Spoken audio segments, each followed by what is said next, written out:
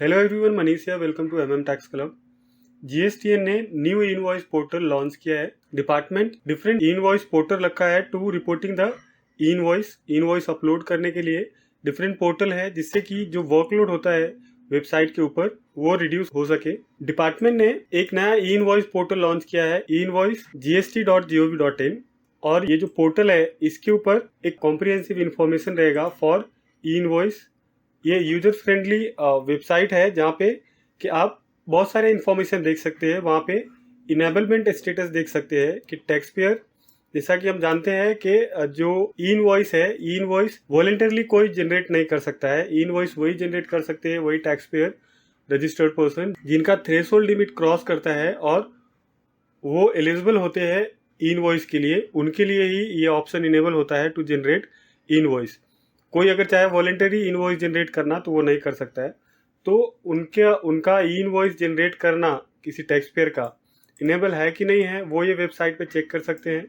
Secondly, self enable कर सकते हैं। जो उनका अगर इनेबल नहीं है, कोई टैक्स पेयर है जो कंडीशन फुलफिल करते हैं फॉर जनरेटिंग ई इनवॉइस, लेकिन उनका जो जीएसटीएन नंबर है वो इनेबल नहीं है फॉर ई इनवॉइस, तो वो केस में उनके पास खुद से ऑप्शन होता है कि वो इनेबल कर सकते हैं for e invoicing. Then IRP के जितने भी वेबसाइट्स है वो सारे वेबसाइट्स यहाँ से उसके लिंक्स रहते हैं।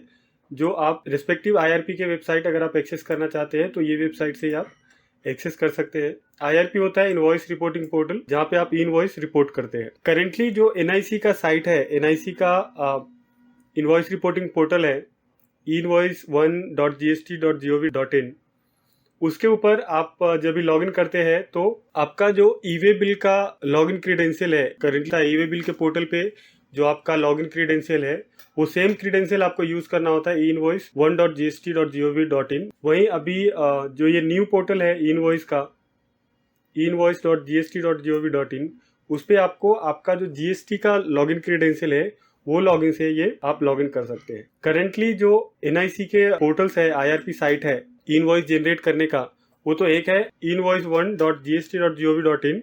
इस पे करेंटली आप इनवॉइस अपलोड करते हैं। अगर कोई दूसरे प्राइवेट आईआरपी के वेबसाइट पे नहीं जा रहे हैं तो यहाँ से इनवॉइस अपलोड होता है। सेकेंडली, और दूसरे यूआरएल गवर्नमेंट एक्टिव करने वाली है for reporting the invoice, like invoice3.gst.gov.in, invoice4.gst.gov.in and invoice6.gst.gov.in। Invoice 2 government ने अर्लियर ही डाला था बट वो अभी वर्किंग नहीं है, एक्टिव नहीं है। करेंटली एक एक्टिव है इनवॉइस 1 एंड इनवॉइस 3, 4, 6। ये सारे यूआरएल को भी गवर्नमेंट जल्दी ही एक्टिव कर देगी फॉर अपलोडिंग द इनवॉइस। अभी जो न्यू यूआरएल एक्टिव हो रहे हैं या फिर जो न्यू वेबसाइट है इनवॉइस का, वो भी यूज में आएंगे। और दूसरा, अभी जो करंट यूआरएल है ये सारे इनवॉइस रिपोर्टिंग के लिए, वो भी वर्किंग रहेंगे। जो टैक्स पेयर है वो जो करंट पोर्टल है एनआईसी का invoice1.gst.gov.in वो यूज कर सकते हैं जैसा पहले करते। तो ये वेबसाइट है invoice.gst.gov.in, जहाँ पे जो अर्लियर जो इनवॉइस के पोर्टल है, इनवॉइस रिपोर्टिंग पोर्टल है, उससे ज़्यादा इन्फॉर्मेशन है, ज़्यादा डेटा यहाँ पे है। यहाँ पे आप सर्च कर सकते हैं। कोई IRN सर्च करना है अगर आपको, तो यहाँ से डिटेल्स डाल के आप IRN सर्च कर सकते हैं। देन इनेबलमेंट स्टेटस आप चेक कर सकते हैं यहाँ से कि आपका जो जीएसटी नंबर है वो ई इनवॉइसिंग के लिए इनेबल है कि नहीं है। अगर आप एलिजिबल है ई इनवॉइस जनरेट करने के लिए, फिर भी अगर आपका इनेबल नहीं है, तो वो केस में ये फंक्शन के थ्रू अपना ई इनवॉइसिंग इनेबल करा सकते हैं। ये करने के लिए आपको पहले लॉगिन करना होता है पोर्टल पे, एंड लॉगिन करने के बाद ही ये ऑप्शन इनेबल होता है। फिर जो ई इनवॉइस के जेसन फाइल है वो डाउनलोड करने का ऑप्शन होगा। अभी ये इनेबल नहीं है बट इसको भी जल्दी इनेबल कर देंगे। तो इसके थ्रू आप जो जेसन फाइल होता है इनवॉइस का वो आप यहाँ से डाउनलोड कर पाएंगे।